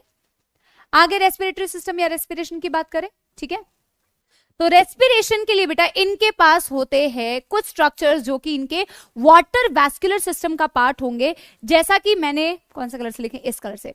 जैसा कि मैंने आपको बताया था बेटा कि पॉलीफेरा होते हैं, उनके पास वाटर कैनाल सिस्टम होता है। एकाइनोडर्म्स होते हैं जिनके पास होता है वाटर वैस्कुलर सिस्टम, राइट। तो वाटर वैस्कुलर सिस्टम इनमें खाना भी लेके आता है पानी के थ्रू। मैं थोड़ा सा ना एक रफ डायग्राम बना दूंगी, जैसे मैंने वाटर कैनाल सिस्टम का भी एक रफ डायग्राम बनाया था ना, पूछा नहीं जाएगा, वाटर वैस्कुलर का भी नहीं पूछा जाएगा, पर एक रफ आइडिया आपको देने के लिए मैं बना दूंगी, ठीक है। अच्छा, तो उस पानी के थ्रू बेटा खाना भी आता है, और उस पानी का एक बहुत, उस पूरे सिस्टम का एक बहुत इंपॉर्टेंट पार्ट होता है ट्यूब फीट, ठीक है। ट्यूब फीट, वैसे आप कहीं कहीं पे पढ़ोगे कि जनरल बॉडी सरफेस से भी ये रेस्पायर कर सकते हैं, गिल्स से भी रेस्पायर कर सकते हैं। ट्यूब फीट इनका एक बहुत इंपॉर्टेंट स्ट्रक्चर है बेटा, जिससे ये ब्रीथ करते हैं, सॉरी रेस्पायर, ब्रीथ, रेस्पिरेशन करते हैं ऑब्वियसली। तो tube feet is a part of water vascular system. तो हम कह सकते हैं कि एक्सक्रीशन में, सर्कुलेशन में या रेस्पिरेशन में वाटर वैस्कुलर सिस्टम का एक बहुत बड़ा रोल है, जिसमें कि ट्यूब फीट का बहुत बड़ा रोल है, ठीक है। हम लिख सकते हैं कि यार जनरल बॉडी सरफेस भी हो सकता है, जनरल बॉडी सरफेस भी कहीं कहीं पे पढ़ोगे, ठीक। और इनके पास ट्यूब फीट भी होती है, और इनके पास ट्यूब फीट भी होती है। और ट्यूब फीट बेटा किसका पार्ट है? ट्यूब फीट पार्ट है वाटर वैस्कुलर सिस्टम। अच्छा, तुम्हें याद आ रहा है कि मैंने एक चीज बताई थी कि वाटर वैस्कुलर सिस्टम और वाटर कैनाल सिस्टम में ज्यादातर चीजें सेम है, जैसे डाइजेशन में हेल्प कर सकता है, रेस्पिरेशन में हेल्प कर सकता है, सर्कुलेशन में हेल्प कर सकता है। बट एक चीज जो वाटर वैस्कुलर सिस्टम करता है, दैट इज बेटा locomotion, which is not seen in case of Porifera. वो तो यार सेसाइल थे, लेकिन एक काम जो वाटर कैनाल सिस्टम करता है जो वैस्कुलर नहीं करेगा, that is transfer of gametes, which is reproduction, ठीक है। बहुत सही। आगे मैं बेटा क्या लिखूं नेक्स्ट? सर्कुलेटरी सिस्टम कैसा होगा? सर्कुलेटरी सिस्टम कैसा होगा हम कर चुके हैं ये। सर्कुलेटरी सिस्टम कैसा होगा? एंथे में ई क्या होता है? ओपन।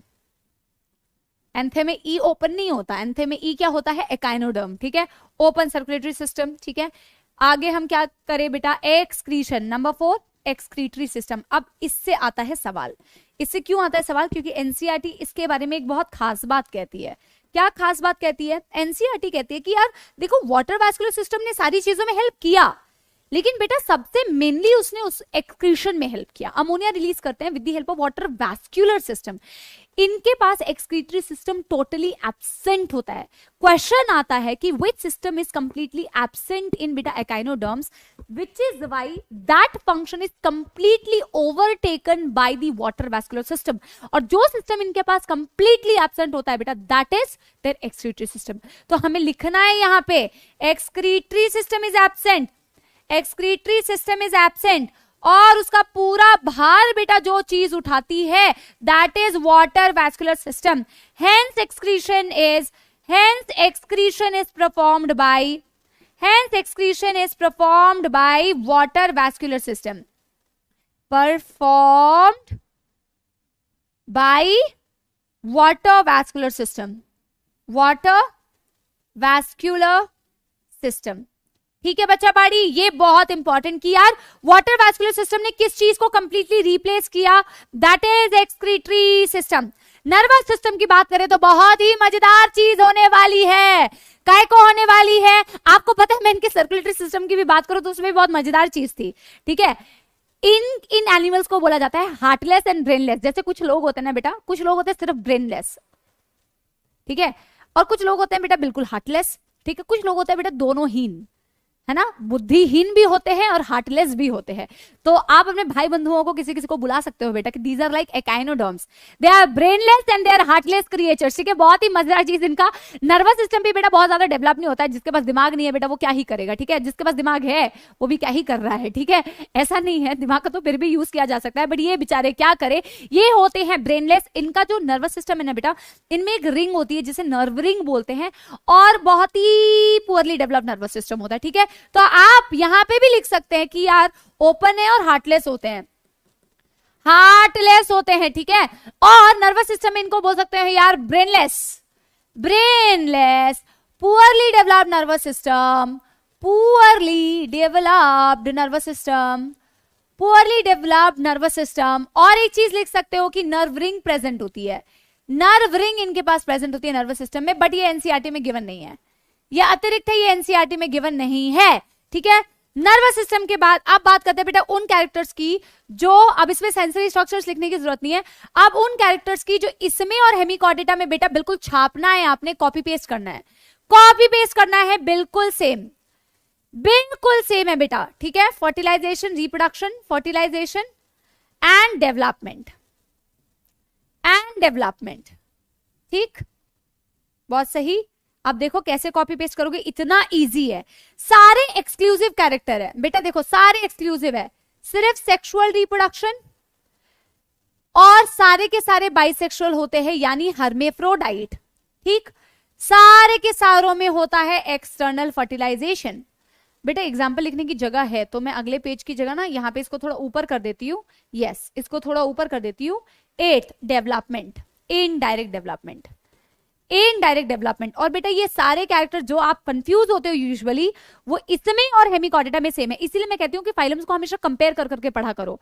जब मैंने पॉलीफेरा बताए थे तो मैंने कहा था मिक्स कैरेक्टर्स है, जब मैंने सिलिंड्रेटा पढ़ाया तो मैंने कहा बोथ वाले कैरेक्टर्स है, जब मैंने टीनोफोरा पढ़ाया तो मैंने बताया कि उसमें ज्यादातर एक्सक्लूसिव कैरेक्टर्स है। तो आप हमेशा देखना बेटा किस फाइलम को किससे कंपेयर करके, अब ये नहीं पॉलीफेरा को हेमिकॉर्डेटा से कंपेयर करने लग गया भाई, इतना लॉजिक नहीं लगाना कि इलॉजिकली बन जाए, ठीक है। कंपेयर कर करके अगर किसी फाइलम को पढ़ सकते हो तो उससे बेस्ट बात और कुछ नहीं हो सकती, ठीक है। यस, डेवलपमेंट बेटा आप देखोगे इनडायरेक्ट डेवलपमेंट, और यही कैरेक्टर्स बेटा आपने कॉपी पेस्ट मारने हैं एग्जैक्टली फॉर फाइलम हेमिकॉर्डेटा, ठीक है। Sexual reproduction, bisexuality, external fertilisation, indirect development.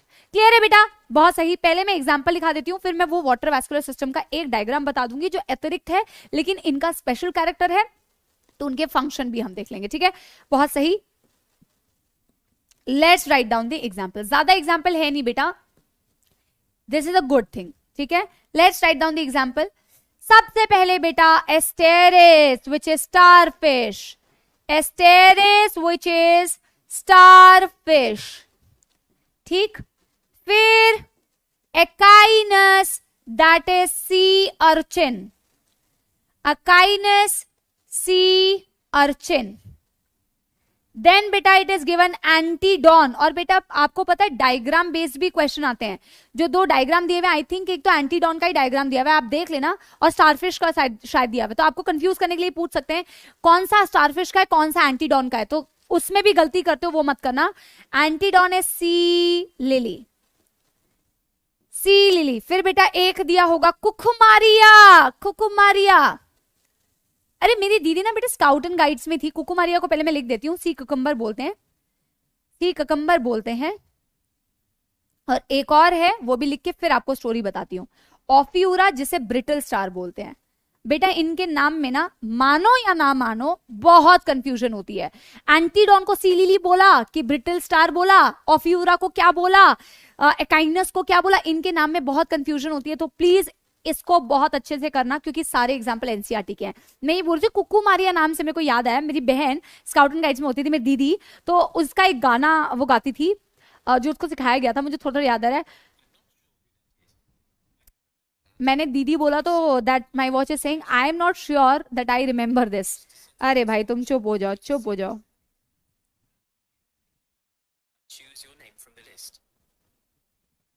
Done done done. हाँ, तो वो गाती थी बेटा, kookaburra sits on a old gum tree many, देखो यार भूल ही गई, king of the bush is he, kookaburra. जैसे तो एक्चुअली हिंदी में गाती थी, एक्चुअली हिंदी में गाती थी बेटा। आपको पता है ये सारे जो एनिमेटेड कार्टून है ये अंग्रेजी में भी आते थे, हिंदी में भी आते थे। मेरे घर में तो हिंदी में चाहे नॉडी बोल दो, चाहे ऑसवर्ल्ड बोल दो, चाहे बॉब द बिल्डर बोल दो, ये सारे कार्टून जो मेरे घर में बसते थे ना हिंदी में बसते थे। तो हमें अंग्रेजी वाले याद भी नहीं थे। बाद में पता चला अरे यार अंग्रेजी वाला भी है। फिर मेरे ऐसे कुछ दोस्त जो जिनको मैं हिंदी में सुनाती थी गाने, तो कहते यार तुमने हिंदी में देखा है। अब बेटा देखा है तो देखा है, अपनी भाषा है भाई हिंदी, उसमें कौन सी बड़ी बात है, राइट। चलो यार एकाइनोडर्मेटा पढ़ते हैं, क्योंकि गाने में तो मैम की हो गई पोपट, होगी बेइज्जती। एकाइनोडर्मेटा फाइलम को बेटा एनसीईआरटी से रीड कर लेते हैं। ये देखो डायग्राम मैंने बताया था, ऑफियूरा और एस्टेरिस का दिया हुआ है। This is the starfish, this is the Ophiura. Please इसको उल्टा पुल्टा मत करना और मार्क्स अपने मत कटाना। एनिमल्स हैव एन एंडोस्केलेटन, ये पॉइंट हम लिखे नहीं है तो इस पॉइंट को प्लीज लिख लेना। Animals have endoskeleton of calcareous ossicles, ये मैंने बताया कि कैल्केरियस मतलब कैल्शियम से बना हुआ, कैल्शियम का बना हुआ इनका एंडोस्केलेटन होता है, hence the name is echinodermata और spiny bodied. All are marine with organ system level of organisation. Adult is radially symmetrical but larva is bilaterally symmetrical, इसीलिए यहां से क्वेश्चन बनता है, बाकी कहीं पे दिया नहीं हुआ इसलिए वहां से क्वेश्चन बनाते नहीं है, ठीक है। All right, they are triploblastic, coelomate animals. Digestive system is complete with mouth on lower side, that is ventral side, and anus on upper side, that is dorsal side. Most distinctive feature of this is presence of water vascular system, जिसके बारे में मैं अभी बताऊंगी, which helps in locomotion, capture of food, transport of food and respiration. And excretory system is absent. इसका complete function बेटा water vascular system करती है। Sexes are separate. अच्छा बेटा मैंने आपको बाइसेक्सुअल बता दिया है, मैंने आपको बाइसेक्सुअल बता दिया है। I am so sorry, I am so sorry, I am so sorry. एक बार ये कंफर्म करना, यूनिसेक्सुअल दिया हुआ है, पता नहीं मेरे दिमाग में ऐसा क्यों चल रहा था कि ये बाइसेक्सुअल है, ठीक है कोई दिक्कत नहीं है बेटा, कभी कभी हो जाती है मिस्टेक। एक बार आप अपनी एनसीईआरटी चेक करना, मुझे तो एनसीईआरटी पे शक होने लगता है कभी कभी, कोई दिक्कत नहीं है बेटा। यूनिसेक्सुअल है, मैंने गलती से बाइसेक्सुअल बताया था, और यही सेम कैरेक्टर आपका हेमिकॉर्डेटा में भी होगा, प्लीज उसको करेक्ट कर लेना बेटा। सेक्सेस इज सेपरेट, बाकी मैंने रिप्रोडक्शन में बेटा ये बताया हुआ है, सेक्सुअल रिप्रोडक्शन, ठीक है, उसको करेक्शन कर लेना बेटा, ठीक है। Fertilisation is usually external, development is indirect with free swimming larva. Examples देख लो, Asterias starfish, Echinus sea urchin, Antedon is sea lily, Cucumaria is sea cucumber, Ophiura is brittle star. बेटा ये फर्टिलाइजेशन वाला कैरेक्टर, ये sexual reproduction वाला character, ये unisexuality वाला character, ये इनडायरेक्ट डेवलपमेंट वाला कैरेक्टर एग्जैक्टली प्रेजेंट होता है हेमिकॉर्डेटा में। लेकिन उसको स्टार्ट करने से पहले बेटा मैं एक ब्लैंक स्लाइड लेती हूं और इनका एक स्पेशल कैरेक्टर आपको लिखवा देती हूं, that is water vascular system. इसके फंक्शन लिखवाने के बाद मैं आपको बेटा वाटर कैनाल और वाटर वैस्कुलर के नाम में प्लीज कंफ्यूज मत, अरे यार स्पेशल वैस्कुलर सिस्टम लिख रही हूं मैं, स्पेशल कैरेक्टर लिख देती हूं, और प्लीज इनके फंक्शंस में कंफ्यूज मत होना। प्लीज इनके फंक्शन में कंफ्यूज मत होना, ठीक है। वाटर वैस्कुलर सिस्टम की बेटा पहले प्रॉपर्टी लिख देते हैं, फिर आपको थोड़ा सा समझा देते हैं कि होता क्या है वाटर।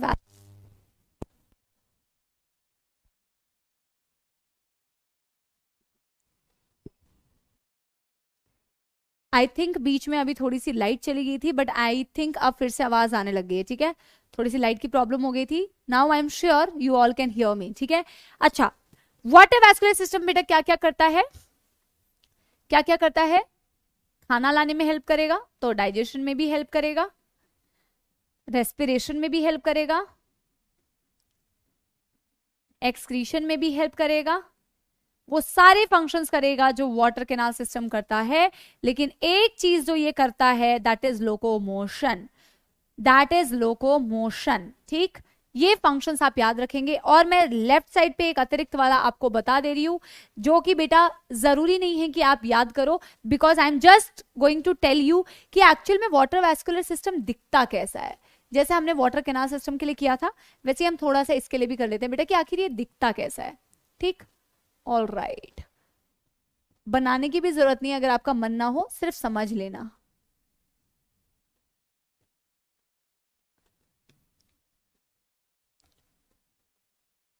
और क्योंकि बेटा मैं तो इससे बना रही हूं, मतलब मार्कर से मैं मिटा सकती हूँ, आप मिटा नहीं सकते, तो आप थोड़ा सा संभल के बनाना, क्योंकि मैं रब करते हुए जाऊंगी। यस,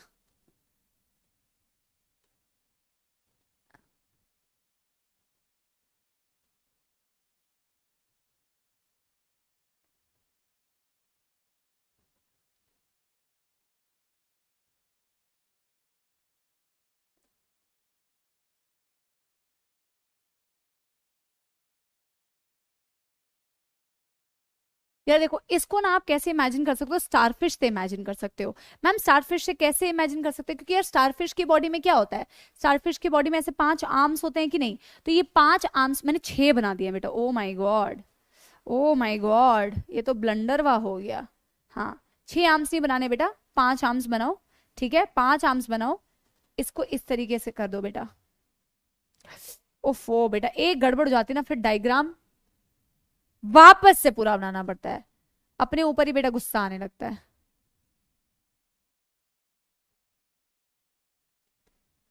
देखो हर तरफ से बेटा डायमेंशंस बिगड़ गई, हर तरफ से डायमेंशंस बिगड़ गई, क्योंकि मैंने एक बार गलत बना दिया।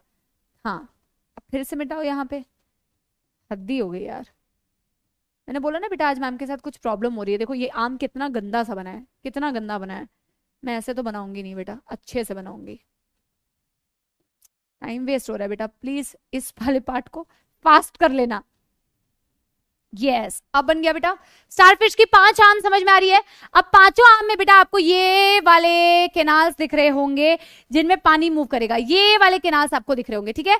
अब 5 आर्म को इमेजिन करो ना, यहाँ पे एक आर्म, यहाँ पे एक आर्म, यहाँ पे एक आर्म, यहाँ पे एक आर्म, यहाँ पे एक आर्म, ठीक है। तो ये आर्म्स में आपको ये केनाल्स दिख रहे होंगे जिनमें पानी एंटर करता है। लेकिन पानी बॉडी में एंटर जिस चीज से करता है वो सिंगल एक ओपनिंग प्रेजेंट होती है इनके पास, जिसे बोला जाता है मैड्रीपोराइट, जो मैं यहाँ पे बना रही हूँ। ये एक फनल शेप स्ट्रक्चर होता है जहां से पानी फिल्टर होके इस रिंग केनाल में आता है। बेटा आपको ये वाली केनाल दिख रही है जो रिंग के शेप में है, इस रिंग के शेप में। तो पानी बेटा क्या करता है, इस फनल से अंदर आता है, जिसे बोलते हैं मैड्रीपोराइट। मैड्रीपोराइट बेटा ये कंप्लीटली अतिरिक्त है, प्लीज इसे ना पढ़ें अगर आपसे याद नहीं होता है, प्लीज इसे ना पढ़ें अगर आपसे याद नहीं होता है। ये मैंने सिर्फ इसलिए बताया है ताकि आप थोड़ा इमेजिन कर पाए कि वाटर वैस्कुलर सिस्टम आखिर प्रेजेंट कैसे होता है।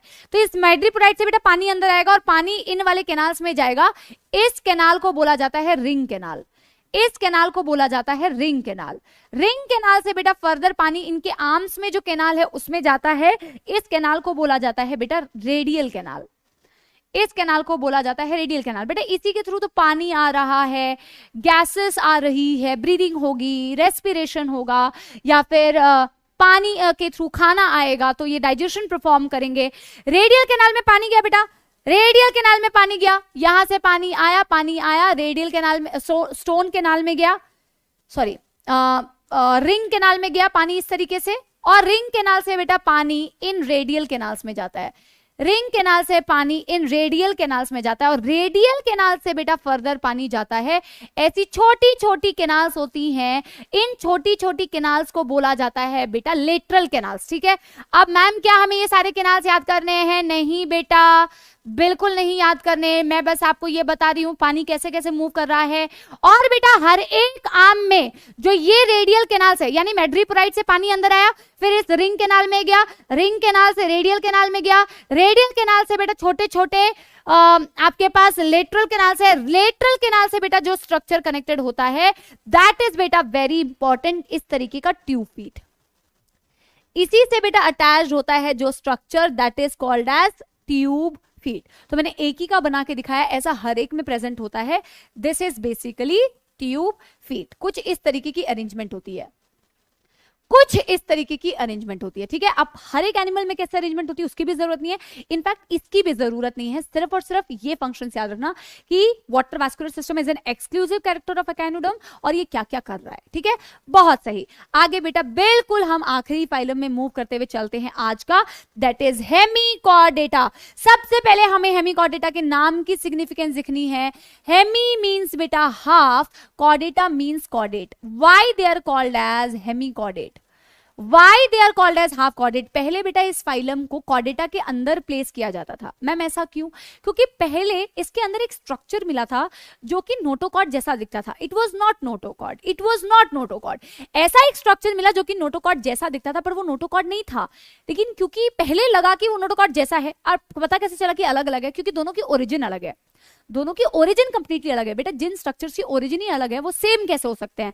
नोटोकॉर्ड मैंने आपको बताया था जो कॉर्डेट का कैरेक्टरिस्टिक फीचर है उसकी ओरिजिन मीजोडर्म होती है, मीजोडर्मल, राइट, मीजोडर्मल, जो कि आगे जाके हमारे में वर्टिब्रल कॉलम बनाएगी। हेमिकॉर्डेटा को हाफ कॉर्डेट इसीलिए बोलते हैं क्योंकि मैं यहां पे लिखती हूं earlier they were placed under phylum chordata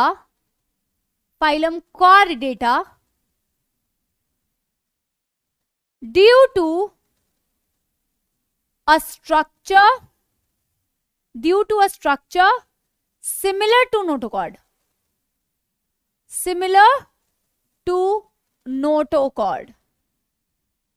और वो सिमिलर टू नोटोकॉर्ड जो था बेटा दैट वाज स्टोमोकॉर्ड। बेटा ये कंपैरिजन पूछी जाती है। इसी स्टोमोकॉर्ड को बक्कल डाइवर्टिक्यूलम भी बोलते हैं, इसी स्टोमोकॉर्ड को बक्कल डाइवर्टिक्यूलम भी बोलते हैं, बक्कल डाइवर्टिक्यूलम। लेकिन बेटा लेटर ऑन पता चला कि भाई इसकी और इसकी ओरिजिन तो अलग है, तो सेम कैसे हो सकते हैं? सो इसको सेपरेट कर दिया गया। इसकी ओरिजिन होती है बेटा एक्टोडर्मल, और क्योंकि इसकी ओरिजिन अलग हो गई इसीलिए बेटा इसको सेपरेट फाइलम हेमिकॉर्डेटा में प्लेस कर दिया गया। यहां तक बात समझ में आती है? पहले उनको नोटोकॉर्ड जैसा एक स्ट्रक्चर मिला था जिसे स्टोमोकॉर्ड बोला, तो बोला कि भैया ये तो कॉर्डेट है, इसको कॉर्डेट के अंदर प्लेस करो। लेकिन फिर बेटा इनको पता चला कि यार वो जो स्ट्रक्चर मिला था जिसे हम स्टोमोकॉर्ड बोलते हैं या बक्कल डाइवर्टिकुलम बोलते हैं, भाई वो तो अलग है, उसका ओरिजिन तो अलग है, नोटोकॉर्ड का अलग होता है। ठीक है, बहुत सही। अब बेटा जनरल कैरेक्टर्स फटाफट से लिखेंगे, जनरल कैरेक्टर्स फटाफट से खुद लिखो पॉज करके और फिर चेक करना, पॉज करके लिखो फिर खुद चेक करना। ठीक है बेटा, हेमिकॉर्डेटा को ना कॉमनली एकॉर्न वॉर्म्स कहते हैं या फिर इनको टंग वॉर्म्स भी बोलते हैं। ठीक है, टंग के जैसा शेप होता है, ऐसा लग रहा है जीभ निकली हुई है। एनसीईआरटी में जो एक डायग्राम दिया हुआ है उसमें देखोगे, डायग्राम में ऐसा लगेगा जीभ है, तो टंग वॉर्म्स भी बोलते हैं या एकॉर्न वॉर्म्स भी बोलते हैं। ठीक है, they are also known as tongue worms. Tongue worms जीभ में मिलते नहीं है बेटा, ऐसा नहीं कि जीभ में मिलते हैं, शेप की वजह से, या फिर एकॉर्न वर्म्स, ठीक, बहुत सही। जनरल कैरेक्टर्स में फटाफट से मैं लिख देती हूं बेटा। Yes, number 1 LO habit and habitat. मैं सबसे पहले ना LOO से ही स्टार्ट करती हूँ, habit and habitat. Number 2 level of organisation. Number 3 body plan. Number 4 germ layer. Number 5 symmetry, number 6 coelom, number 7 segmentation, number 8 notochord. Ma'am कृपया थोड़ा सा पानी पी लेने की परमिशन चाहती हैं, सिर्फ पढ़ा रही हैं मैम, पानी का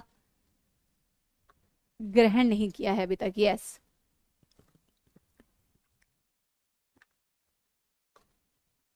चलो बेटा एक एक करके लिखते हैं।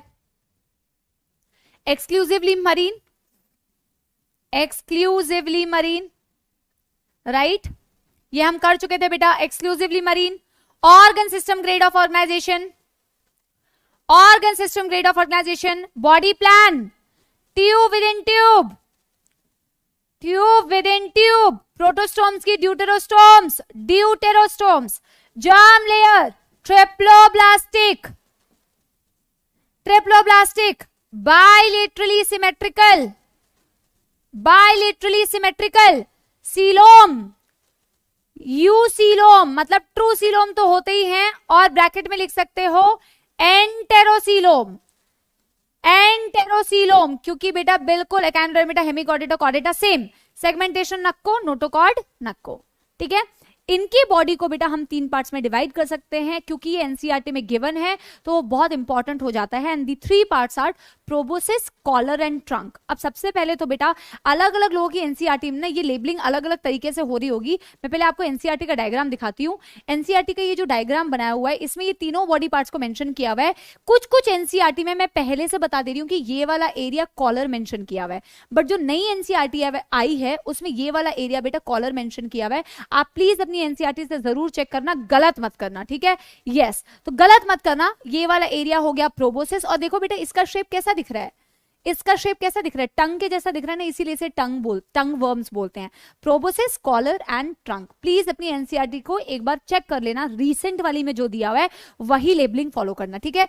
ठीक है बेटा, आगे अगर मैं पहले यहां पे लिखना चाहूं, फिजियोलॉजी स्टार्ट करने से पहले, फिजियोलॉजी स्टार्ट करने से पहले जनरल कैरेक्टर्स में ही आप लिख लेना बेटा कि इनकी बॉडी को हमने 3 पार्ट्स में डिवाइड किया। Number 1 proboscis, number 1 proboscis, number 2 collar, and number 3 trunk, number 3 trunk. अब आते हैं बेटा इसके फिजियोलॉजिकल कैरेक्टरिस्टिक्स में, तो हम लिख लेते हैं सीधे फिजियोलॉजी, हम सीधे लिख लेते हैं physiology. Now let's get started 1 by 1, ठीक है। Number 1 digestive system, number 2 respiratory system, number 3 circulatory system, number 4 excretory system, number 5 nervous system, number 6 reproduction. ये वाले कैरेक्टर्स तो बेटा कॉपी पेस्ट करने हैं, ये वाले कैरेक्टर्स तो कॉपी पेस्ट करने हैं। 6 के बाद बेटा 7 आ गया, रिप्रोडक्शन के बाद फर्टिलाइजेशन, फर्टिलाइजेशन के बाद आ गया बेटा डेवलपमेंट,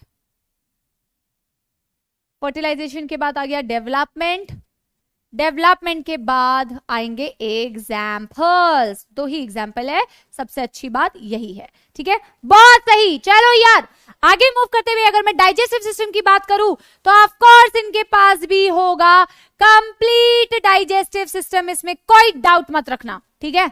सिकड़ी हूं मैं भटिंडा की, कोई डाउट मत रखना, ठीक है। पैसे हैं तुम्हारे वॉलेट में, देख लिया है मैंने, अब तुम मुझे भटिंडा पहुंचाओगे, वो भी मेरे पूरे सामान के साथ, जी हाँ, ठीक है। चलो यार रेस्पिरेटरी सिस्टम, हाँ अब बहुत सारे बच्चे आएंगे जैसे लिखते रहते हैं क्लास में, बट बेटा उन बच्चों को इग्नोर। और आज तो बेटा रिकॉर्डेड सेशन है, आज तो तुम क्या ही बोलोगे, जो वो 2-4 बच्चे आते हैं लिखने के लिए, ये तो मेरे प्यारे प्यारे बच्चों के लिए कभी कभी कुछ मसाला हम दे ही देते हैं, ठीक है। रेस्पिरेशन की बात करूं तो यार इनके पास रेस्पिरेशन के लिए होते हैं गिल्स, सर्कुलेटरी सिस्टम के लिए इनके पास होगा ओपन सर्कुलेटरी सिस्टम, एक्सक्रीशन के लिए इनके पास प्रोबोसिस में ग्लैंड होती है जिसे बोलते हैं प्रोबोसिस ग्लैंड। ये नया है इसीलिए बेटा इसे याद रखना है। नर्वस सिस्टम की अगर बात करूं तो बेटा ये क्योंकि हाफ कॉर्डेट्स है ना, तो इनके पास 2 नर्व कॉर्ड तो होती है, 2 नर्व कॉर्ड होगी, ज्यादातर कॉर्डेट जैसा ही है, बट 2 नर्व कॉर्ड होती है, एक डॉर्सल एक वेंट्रल, तो दोनों जैसा दिखता है आपको। इनके पास 2 नर्व कॉर्ड तो होगी ही होगी, लेकिन बेटा एक nerve cord, 1 dorsal and 1 ventral, ठीक है, एक डॉर्सल एक वेंट्रल। अब अगर बेटा क्या होता है, अगर बेटा आप बात करोगे नॉन कॉर्डेट की तो उनके पास डबल वेंट्रल होता है, अपनी बात करोगे तो सिंगल डॉर्सल होता है, इनके पास कुछ बीच बीच का। ठीक, रिप्रोडक्शन की अगर मैं बात करूं बेटा, ऑफ कोर्स सेक्सुअल रिप्रोडक्शन, और जैसे कि एकाइनोडर्मिटा यूनिसेक्सुअल थे, ये भी हो जाएंगे यूनिसेक्सुअल, ये भी हो जाएंगे यूनिसेक्सुअल। फर्टिलाइजेशन जैसे कि एकाइनोडर्मिटा में दिख रहा था एक्सटर्नल, तो इसमें भी दिखेगा एक्सटर्नल। डेवलपमेंट उसमें दिख रहा था इनडायरेक्ट, तो इसमें भी दिखेगा इनडायरेक्ट। बेटा बहुत खुशी की बात, क्योंकि हमने कर लिया है इसे समाप्त। देखो कितना अच्छा लग रहा है, कितना अच्छा लग रहा है, राइट। बहुत ही शॉर्ट तरीके से उस पैराग्राफ को आप अगर पॉइंट वाइज लिखेंगे तो नथिंग इज डिफिकल्ट बेटा, it's just that how you write it. You make it a paragraph and you keep on रट्टोफाइंग, यू विल नॉट रट्टोफाइंग एनीथिंग, ठीक है। You make it in points, you do it in a certain way, you will be you know learning easily through this, ठीक है। अंग्रेजी आ नहीं रही थी बेटा, थोड़ी लेट आ रही थी, ठीक है। Yes, you will learn it in a better way if you make it like this. In that way also you can learn it, but it's gonna be pretty difficult. This is comparatively easy. ठीक है, चलो यार example से इसकी समाप्ति की जाए. आपके एनसीईआरटी में 2 टंग वर्म्स दिए हुए हैं, Belanoglossus and Sacoglossus. These 2 tongue worms are given in NCERT.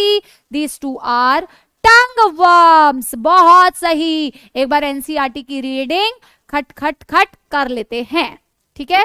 Hemichordata के बारे में. Earlier it was considered as a subphylum under phylum Chordata, but now it is placed as a separate phylum under non-chordate. Hemichordate have a rudimentary structure in the collar region called stomochord. अच्छा, ये भी बेटा एक बहुत important चीज कि stomochord की location कहाँ पे होती है, ये भी पूछा जाता है. कॉलर एरिया में होता है. प्रोबोसिस कॉलर ट्रंक बताया, तो कॉलर एरिया में होता है stomochord. A structure which is similar to notochord. Origin दोनों की अलग. The phylum consist of small worm like marine animals with organ system level of organisation. They are bilaterally symmetrical, triploblastic, coelomate, and body is cylindrical and is composed of proboscis, collar and trunk. ठीक है. Circulatory system open type, एंथे से याद कर सकते हैं, H for Hemichordata. Respiration takes place through gills, लिख चुके हैं. एक्सक्रीशन प्रोबोसिस ग्लैंड, लिख चुके हैं. सेक्सेस आर सेपरेट यूनिसेक्सुअल, लिख चुके हैं. फर्टिलाइजेशन एक्सटर्नल, लिख चुके हैं. डेवलपमेंट इनडायरेक्ट, लिख चुके हैं. बेलेनोग्लॉसस, सैकोग्लॉसस, लिख चुके हैं. एक एक पॉइंट एनसीईआरटी का हम कवर कर चुके हैं. एकाइनोडर्मिटा, हेमिकॉर्डेटा कंपेयर, बेटा कंपेयर करके पढ़ो, बहुत इजी है, ठीक है. मुझे कमेंट्स में जरूर बताना, क्योंकि बेटा आज तो लाइव सेशन था नहीं, तो मुझे प्लीज प्लीज प्लीज, मैं कमेंट्स पढ़ती हूँ, कमेंट्स में बकवास बातें भी बहुत सारी लिखी होती है, बट तुम कुछ जेन्युइन चीजें भी लिखते हो. मुझे जरूर बताना कि सेशन कैसा लगा, क्योंकि हम सुपर अमेजिंग सेशन के साथ में अगले क्लास में आएंगे, जहां हम बेटा कॉर्डेटा स्टार्ट करेंगे, ठीक है. बहुत ही मजा आने वाला है कॉर्डेटा स्टार्ट करने में, और फिर एनिमल किंगडम की समाप्ति हो जाएगी, ठीक है बेटा. तब तक के लिए इसको बहुत अच्छे से रिवाइज करना है. हम मिलेंगे बहुत जल्द with a brand new topic. तब तक के लिए अलग सर की स्टाइल में पढ़ाई करते रहें बच्चों. All the very very best. Thank you so much. Thank you.